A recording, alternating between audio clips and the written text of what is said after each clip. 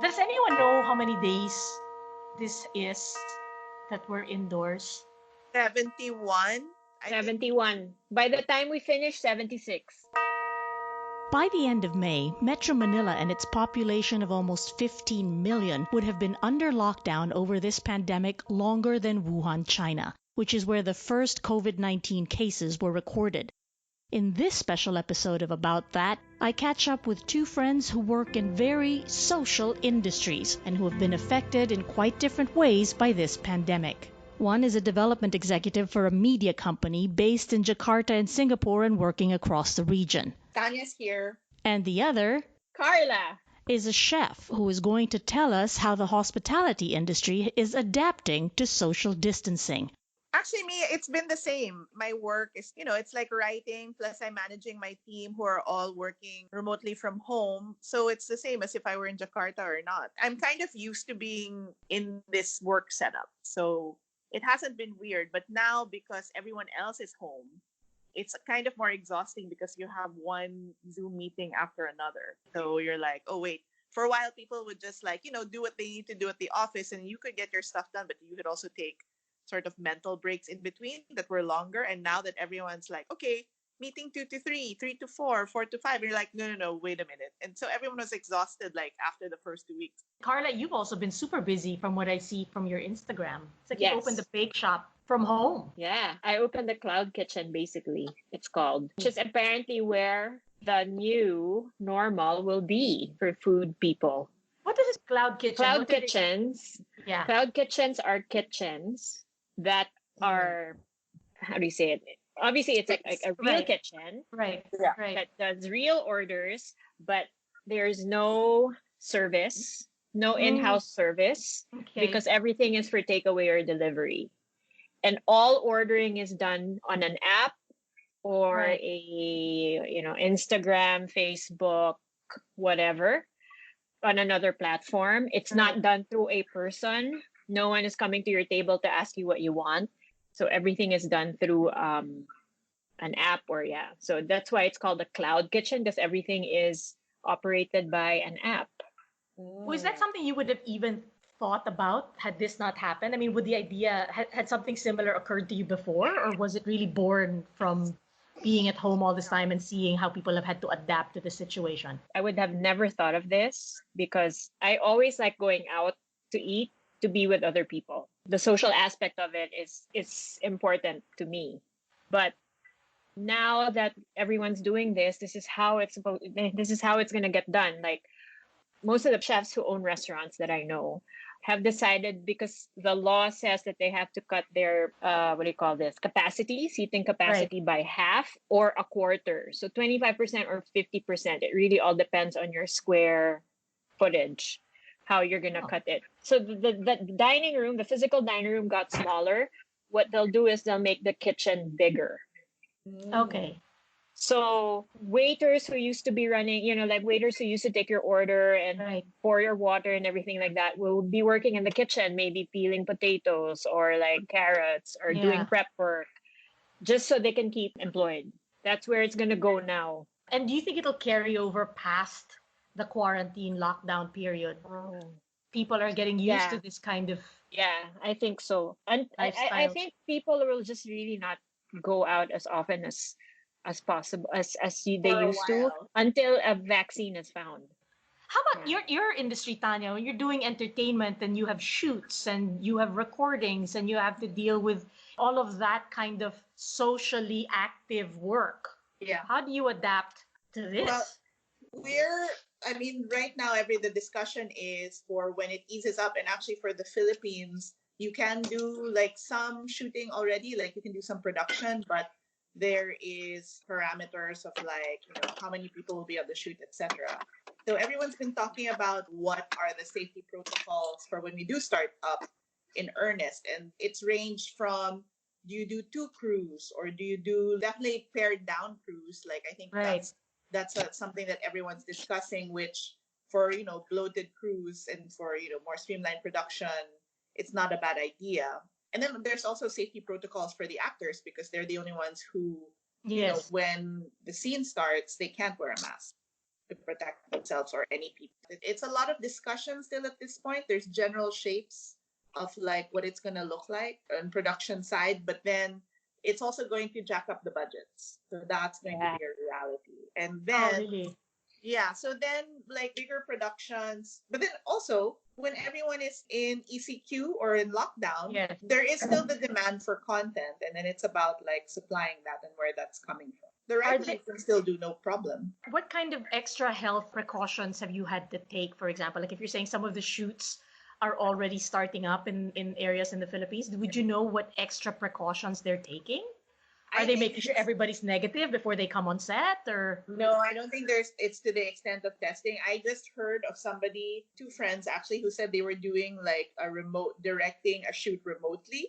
I'm Ooh. not sure exactly what that setup was because I think it was for a commercial, but or it was like some online content thing. But the people who don't have to be there weren't there, and they used a very skeleton crew. But again, no one has any. There's not been like a huge production that's been up and running Yes. from this end. So up until that starts, we're not sure yet. And again, testing is one of those questions like, will you require everyone to test before they come in? Which, given the more affordable one is like, the rapid antibody one, which is also, reportedly not that reliable. It just depends on like what the situation is. Have you found yourselves also more tuned into the news, like watching what's going on every day? Or have you just completely blocked out what's happening outside your walls, beyond your walls? Middle of the road, because when you immerse yourself too much, it's crazy. But then when there are important issues that need amplifying, like I'll be on that for social media, because I Yes. think it does make a difference to amplify the issues. Like, and you can see the traction. Like you can see when it affects like this administration, they'll take a step back to it. So and a democracy is not blind trust. A democracy needs active participants. Yeah, participation. Have you found yourselves also looking for ways to be more socially active to help a lot of those that have not been able to go through this as easily as some others? One of the very clear things that have been pointed out, particularly in places like the Philippines, is the social divide between those that have the means to stay quarantined at home and remain relatively comfortable, and those that do not and cannot afford to even stay at home, or else they wouldn't have any means to, let's say, feed their families at dinner that evening. Yeah, no, totally. Carls, have you? Actually, someone told me, my doctor said, because I needed to see her right when ECQ started. So and she's like, no, I'm sorry, I can't see you, can't take you. And she says you just have to stay home. And then we got to discussing what this was all about. Then she says that definitely ECQ or lockdowns are for the rich. Yep. Yeah. It's exactly what she said. It's just really exposed a lot of social divide, and the unspoken became spoken, and the unseen became seen, and in big ways. So that definitely impacts what 90% of our Yes. population who cannot afford to stay home. So much so that even like the staff that works in the building, they had to stay in an empty apartment here, like dorm style, Right. and stay with Yeah. us because they wanted to work, they needed to work.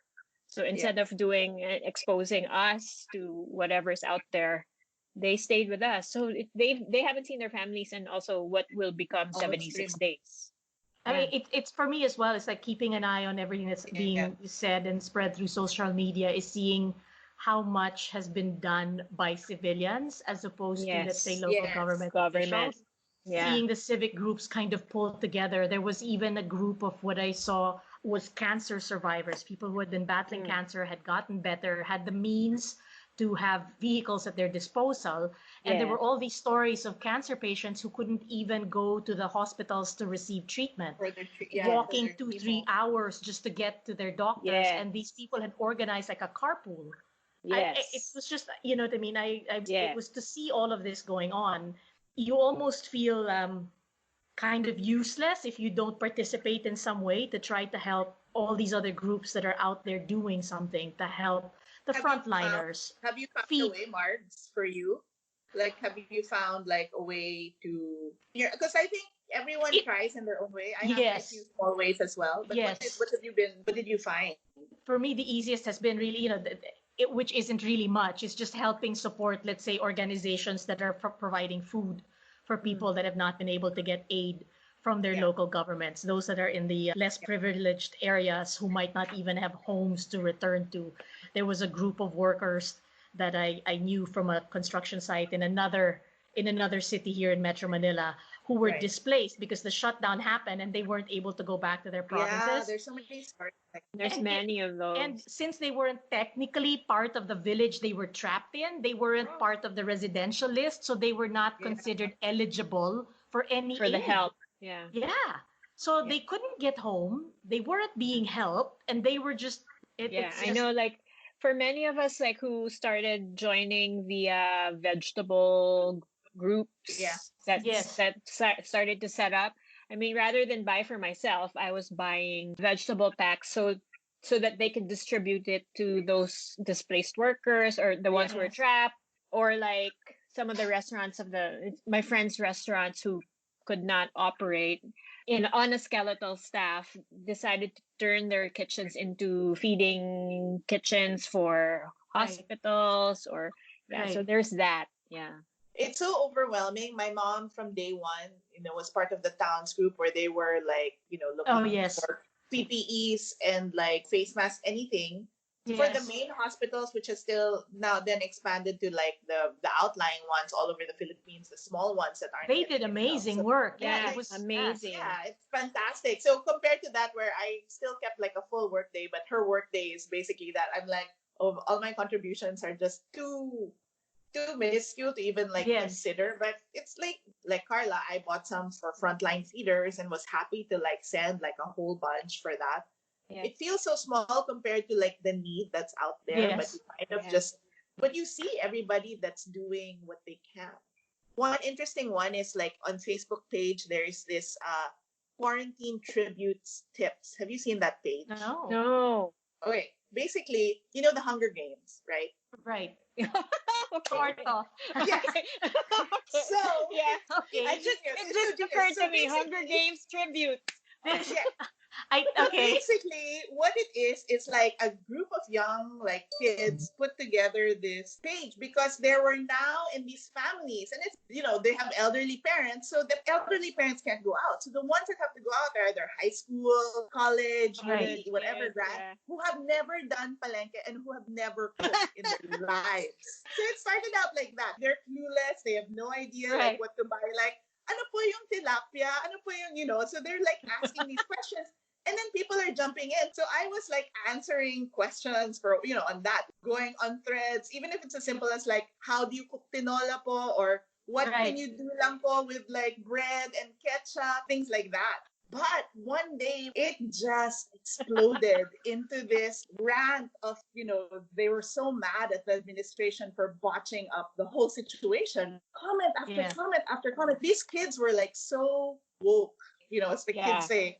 They were so woke and there was no like even if someone was pro admin that maybe was a bot or wasn't a bot, they were not giving way. Like they were intelligent, they were respectful, Right. like they just like answered, and it was just like that was really the surge of wow, the future is great, these kids are fantastic. And another instance for today was like basically there was a question like, hello po, I'm new to wearing makeup. Can you give me any tips? Nobody commented on like the gender. Everyone just gave tips. I was like, this is the world I want to live in. The admin even posted like, we didn't, there's a reason why we called it quarantine tribute tips. It's because we are placed in this position not of our own choosing. So, but Right. keep it relevant, keep it kind, but it's also political. Well, there's so many of the Viber groups. I had no Yes. idea that this entire world existed on Viber, from like hardware stores to Yeah. buying electronics to, and it's I bought a delivered to your fridge door. over Viber. I know, that's so amazing. Exactly. I buy all my baking supplies on Viber, sight unseen. What baking supplies are you buying? This is Everything. really like which Viber Everything. group is that? Baking, home baking community. Oh yeah, I think I'll I'm invite you. okay. Invite me. And I find it I don't know, cheaper, I Yeah. guess. First Because come of it for sure. No middleman. yeah, no middleman. Exactly. I'm not buying grocery store. I'm buying direct from the supplier. Yeah, cheaper, and then they can give it to me in packages that I want. Like say I was buying a sack of flour. A sack of flour is 25 kilos. I don't have space for 25 kilos. But he's like, I'll give it to you in increments of 10. Do you want or 5 or 10 or whenever you need, just Wow, let me galing. know. As you need it, I'll give it to you. And I'm like, perfect. People are looking around shopping, but I think the trend will be more like, okay, if you buy something new, what value is it to you if you had, and I think we will have to do it again, be on lockdown again for another extended period. We're all like lucky because that's our problem. Like there are Yes. Yeah. way worse problems than that for Yes. sure. Yeah. Here's a question. I mean, since all of us are technically introvert extroverts, I Yes. suppose. Yes. Oh Extrovert, my God, that's why we however get you along want to so well. qualify it, right? It's like we're perfectly happy alone. We could socialize in chunks of time, and then we need Yeah. the space to rejuvenate and re-energize and whatnot. How have you kept yourselves mentally healthy throughout this extended period of introversion? Workout. I would never go to a gym, but I'll do Right. it in my house. So now that there's all these online classes, Yes. this free, that IG Live, Facebook Live, free workout, Zumba with my friends. Yeah. Yeah. An hour and a half per day rather than No, you zero. look fitter. Yeah, that's true. My Yeah. sister sent me a workout that I did quite enjoy. I was like, "Oh, this is a really good one." I said, "Where did you get it?" And she was like, "Oh, it was from her friend who got it from her 70-year-old uncle." And it was the 70-year-old person's workout from YouTube. And I was like, "Oh, well, I found it very helpful. I guess that Seniors. it's right up She my thinks of alley." you as a 70-year-old man, is what Exactly. she's saying. Exactly. Thanks, But it was sister. just the right level of exertion for me. But I did find it quite helpful. Or me, like first week, I was like, oh my God, what's going on? Da da da da da. I felt so emotional every time, like I wanted to cry because I was so stressed out, like tense. Like, because Yeah. you don't know what's going on and you don't know, like, is the virus like next to me? Is it Right. about to get me? That kind of thing. So I started baking. I work with dough every single day of my life, but Right. baking I always hated because it's so precise. You have to measure, you have to like take, and it takes time. Now I'm like, what's my next project? What do I bake next? Can I bake at 4 o'clock in the morning? I can't wait to bake because That's it's great. so, it's stress relief. Do you think it's like because you can control everything? Yeah, super control. Yeah. My little, my four walls here, I control everything. Interesting. I think it's I can because of see it, that don't you? I can control it, because when I'm outside, That's there's all true. these other factors. But when I'm Mm. inside, I can control it. I can say what time I want my delivery, I want my this. I'll go out for 5 minutes and then I'll come back home. But at the same time, stress relief, the actual kneading of the dough. Right. It's almost like active meditation, right? Yeah. And because baking takes a lot of time, all I have is time. That's true. Have you found it kind of worrying or anxiety inducing to think about the future? For me, I don't know. I maybe I haven't really had time to analyze it. I'm kind of like looking ahead where it's a little bit uncertain. But when I started ECQ, I was actually coming back from Jakarta. I cut my trip to Jakarta Right. short. And then once we got into the lockdown, things almost got simplified because there's only so many things you can do and so many and I still had work. But maybe the way you're baking, Carl's, and no going out, there's no having Yeah. to manage other external No schedules, sitting in traffic. no sitting in traffic, like all. And first, because there's not everything that's expected of you, except with a work day, you still have the meetings and things like that. But that's because I'm used to it. That's still manageable. So when I think of the future, because also when we're working on projects, we actually talk about it. Okay, we're writing this for a post-COVID world. Right. What does that look like? Right. So already we're kind of exploring the ideas, but because you also don't know till you get there, everyone's going to try to figure out how to function with that situation. So one, the divide between, the haves and have not, it's more evident for sure. And then the second one is like, okay, any illusion of control is kind of shattered, but you also are more aware of like, okay, how do you protect other people and yourself for health protocols going forward. Luckily, Yes. also, I think what will come out of it is maybe more of a sense of working together, like the same way like in Japan or like Korea, people wear masks if they're sick. That Yeah. kind of Yeah. collective Yeah. thinking, I think, will come out more. And we're Asian, so it's not that far a jump to it, but we just have Yeah. to promote it more just so that mindset Right. becomes a shared mindset. And we're lucky Yes. because the way people have banded together and helped if they could, it's really amazing. So I'm hopeful, and also I'm hopeful because yeah, like those pages like quarantine tribute tips, like you see where the youth is thinking, and you Yes. see like how they're experiencing this and what's forming in their heads. So it's for us who are old. Oh my God, we're older. But when we really help them as they're in those years where Yeah. they're going to come into their power also. So there's a lot of work, is what I think. In the short answer is there's going to be a lot of work for the future. But Yeah. now, like, it crystallizes also what's important. What do we want in our lives? Like, how do we live it meaningfully? Let it be remembered that in this time, we didn't look to influencers. We basically Yeah. looked to doctors, That's true. farmers, frontliners who are like the Grocery bars, store clerks. grocery store clerks, and Yeah. artists, people who feed us for our comfort and for our inspiration. And that's our brief chat for this quarantine season. We hope you're keeping safe and sane through these challenging times. It has also come to my attention that we have quite a few frontliners who listen to the podcast. Thank you very much for your time, and most of all, thank you very much for the work that you do, not just through this pandemic, but always.